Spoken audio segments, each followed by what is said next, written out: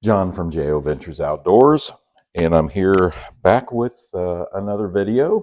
I've been on vacation, and so I haven't had video for several days because of that, but back with several items for you here to share with you here today. And I've got a trade, I've got a shout out and a sticker swap, I've got a Victorinox repair to share with you, and an very unique antique find. So let's go with this, and we'll start out with the shout out and the sticker swap.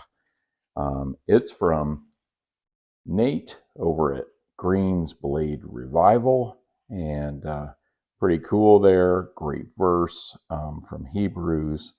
And thank you so much, Nate, for sending out a couple of stickers and asking to do a sticker swap. And really love it. Looks like it's got maybe a slimline trapper there on the sticker there. I love that. Love the orange. Thank you so much, Nate. Really appreciate it. Yours should be on the way. I think you've already got them. So love it. Thank you so much. Appreciate it. Sent a nice card with a note. Thank you.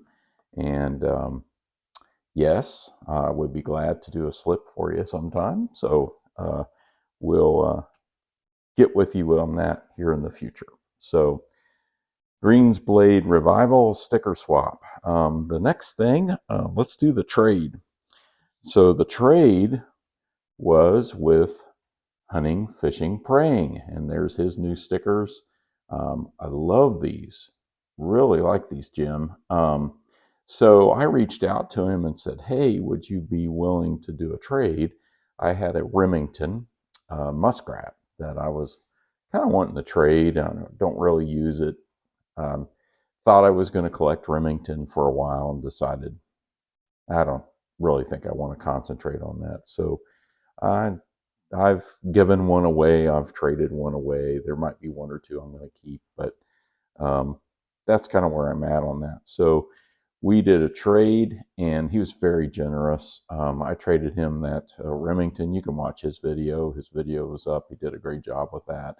Appreciate the shout out and the kind words, Jim. But he did an awesome trade, man. He offered first also this case slimline trapper. Gosh, I should have looked the year up on that, but I think that's a 2009, but it might be a 19. I don't know. I can't remember. I think that's a 2009, but I'll put it up on the screen. So there it is. It's the 61046 stainless steel USA. I actually have the carbon steel and the yellow Delrin. I'm going to tell you, this thing looks brand new. He said it was in great condition, and it is. It is fantastic. I love that brown Delrin, the jigging. I did not have this version in my collection. It's got excellent snap.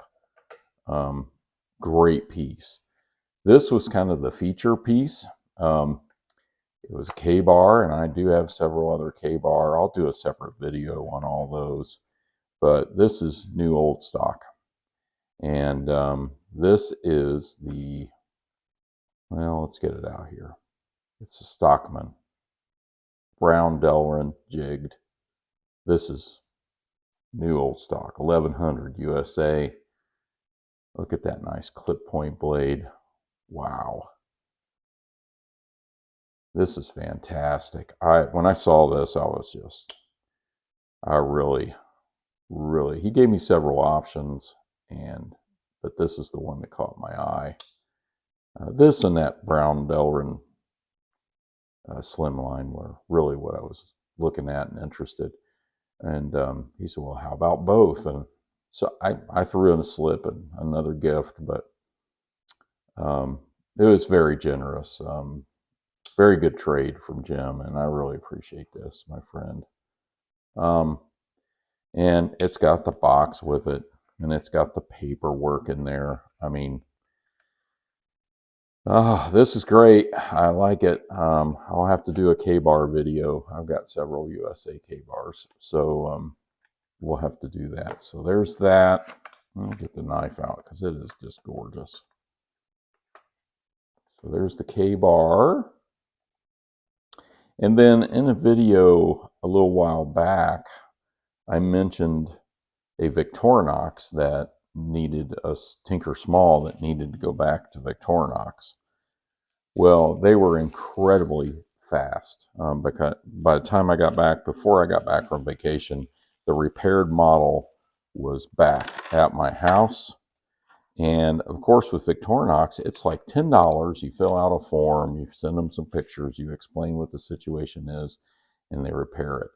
So I might put some pictures up of what this looked like before, but here's the pieces that they didn't use. But here was the main problem. The reason I couldn't really fix it or restore it was because of this. I picked this up in an antique shop in Michigan, actually, and for $6. And you can see they've given me all the pieces. There's the, and it was an older model. You can see it didn't have the sewing eye.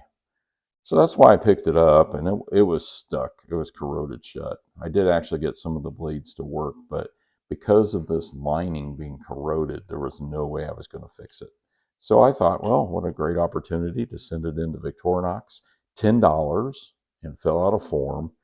And this is what they sent back, minus the clip. I put the clip on it. Of course, they didn't have the 84 millimeter bodies without a key ring, which is what this originally was, and without the toothpick and tweezers. But they did use the original flat-sided Phillips, which I appreciated. They did have to put in a new awl, and they did use the original clip point secondary blade, and they sharpened it. You can see it has the original scratches on it, but they put, you know, new blades in it, all new tools, and this is a Tinker Small.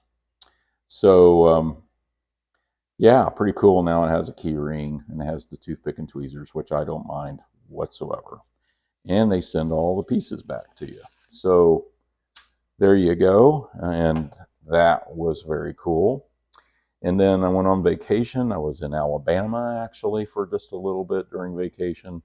And I went to an antique store and I found this. This is a case copperhead, but this isn't what you think. This is not the original copperhead. This is a Franken knife. It actually has a Texas Lockhorn clip blade for the main blade on this. And for the secondary, it has a spay blade from a Parker Frost. You can just barely see the Parker Frost. I've done a little bit of work on this knife.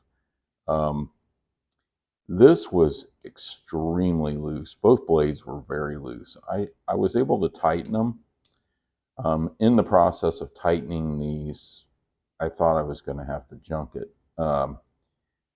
The secondary blade I had a lot of problems with. It became extremely loose.